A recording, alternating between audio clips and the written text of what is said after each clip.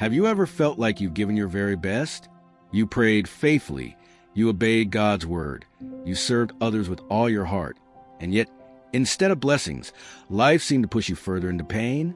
Maybe you stood firm in righteousness, resisted temptation, and honored God in all your decisions, but the results turned against you.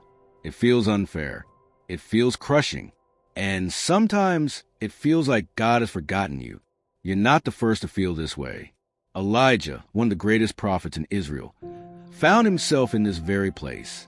In 1 Kings chapter 18, Elijah had just won a powerful victory on Mount Carmel. He called down fire from heaven and proved that the Lord is the one true God. He stood courageously against hundreds of false prophets, and God answered him with fire from the sky. But immediately after that victory, in chapter 19, Queen Jezebel sent a death threat. Instead of revival, Elijah was forced to run for his life. Alone, exhausted, and broken, he sat under a broom tree and prayed these words, "I have had enough, Lord. Take my life." 1 Kings 19, verse 4. Think about that. The prophet who had just experienced God's power now wanted to die. He had done everything right, yet life still pressed him to the point of giving up. But here's the beauty of God's love. He did not scold Elijah. He did not say, "Where is your faith?"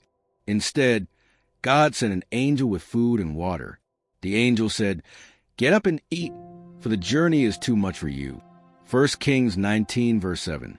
Elijah rested, ate, and drank, and with that strength, he traveled 40 days to Mount Horeb. There, God revealed himself not in the powerful wind, not in the earthquake, not in the fire, but in a gentle whisper. 1 Kings 19, verse 12. In that quiet moment, God reminded Elijah that he was not alone. He still had a purpose, and he still had a plan. Elijah is not the only one who felt this way. Job, righteous, blameless, yet he lost everything. Job cried out in despair, but later God restored him with double what he had lost. Job 42, verse 10. David, often crushed by fear and sorrow, yet he wrote, "The Lord is close to the brokenhearted and saves those who are crushed in spirit." Psalm 34, verse 18. Jonah, after running from God, Jonah begged for death. Jonah 4, verse 3. But God patiently taught him mercy and gave him another chance. Paul, in 2 Corinthians 1, verse 8-9, Paul admitted that life pressed him far beyond our ability to endure, so that we despaired of life itself. Yet he learned to rely not on himself, but on God who raises the dead. Even Jesus in Gethsemane said, "My soul is overwhelmed with sorrow to the point of death." Matthew 26, verse 38. Yet through his suffering, salvation came for the whole world. My friend, you may feel weary.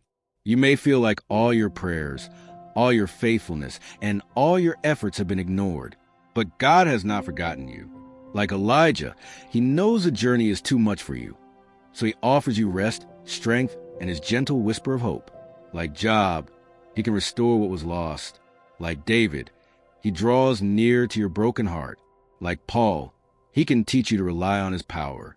And like Jesus, he can turn even your darkest valley into the beginning of something life-giving. So if you feel like giving up today, remember this. God has not given up on you. He sees your tears. He knows your pain. And he still has a purpose for your life. Hold on. Your story is not over yet.